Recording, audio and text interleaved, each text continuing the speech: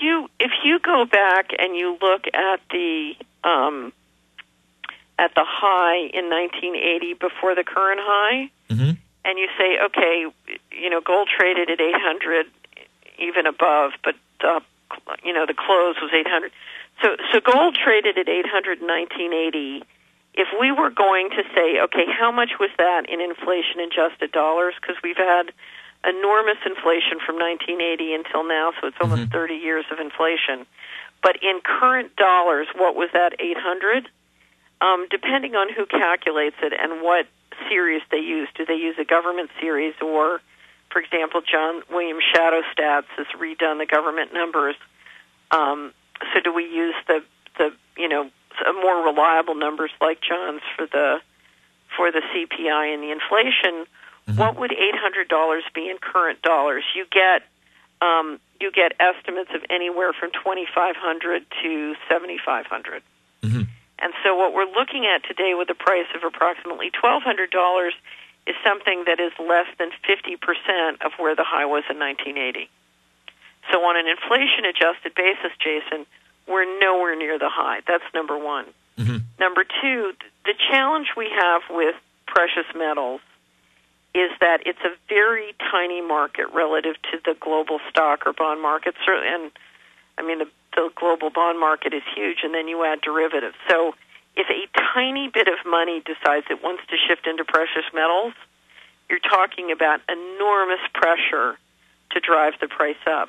Now, we've seen over the last 15 years real intervention by the central banks and government treasuries to drive and manage the price down as really a way to protect the bond market and sort of the inflated values of global currencies, particularly the dollar.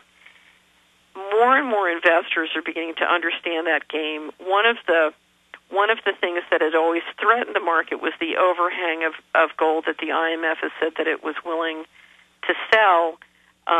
The IMF is beginning, instead of just threatening sales, they have approved sales, but that overhang is going very quickly into central banks, which are snapping it up.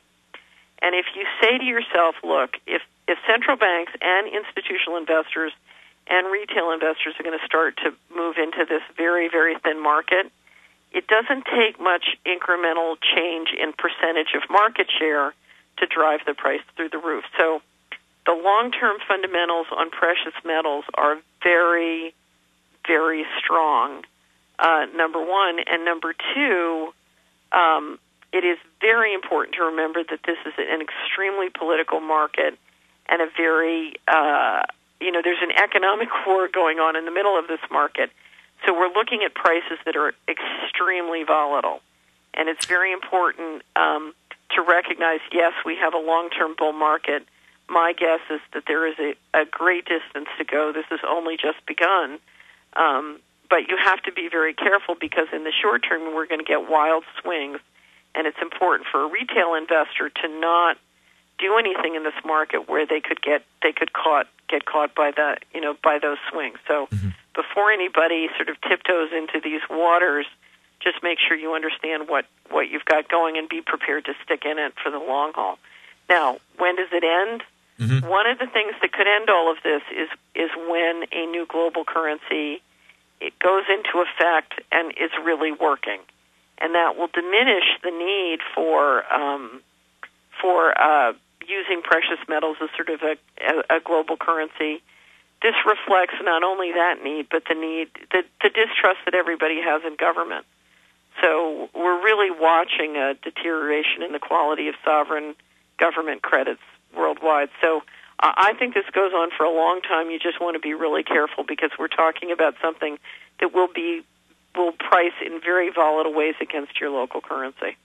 All right, let's go to the phone lines. Let's go to Betty in Texas. Betty, what's on your mind? Catherine, thank you so much for allowing me to speak to you. I'm so thrilled with everything that you say. However, I would like to add in something about the Copenhagen Treaty. Obama still hasn't produced his birth certificate, and he's being sued over that by Phil Berg, I believe. And two, he cannot sit as the head of the Security Council of the United Nations while he's being president of the United States. And so have you heard anything about whether or not Philberg has filed an injunction to keep Obama from going and signing the Copenhagen Treaty? And what do you think about it? I don't know. I'm just ignorant of the status of that lawsuit. Occasionally, like anybody, I'll read things on the Internet, but I really am not current. And I don't think that there's anything actually going on in regards to the Copenhagen Treaty due to that. I thank you for the call, Betty. Let's go to Chris in New Mexico. Chris, you're on the line. Thanks, Jason. Hi, Catherine. Hi, Jason. No, that was Jason. I'm Chris. Oh, I'm sorry, Chris. That's okay. I heard Jason. Chris, what do you got for us? Catherine, nice to hear you in the daytime instead of the middle of the night. Would you spend a few minutes talking about one of the alternative currencies? I think that's the only way that we're going to get out of this mess. Something like along the lines of Ithaca Hours or, some of the others that have been established. And I know you know a little bit about that, so maybe can you address that? Sure. I think there are a number of ways that we can start to transact both locally and in our networks. And the important thing to understand is it needs to be built in a very granular way, which gives energy to the people in the short term within a community. One of the challenges of community currencies is that if you organize them as a sort of new legal structure and make them complicated, they can be very expensive and time-consuming. And I'm a believer in the just do it method.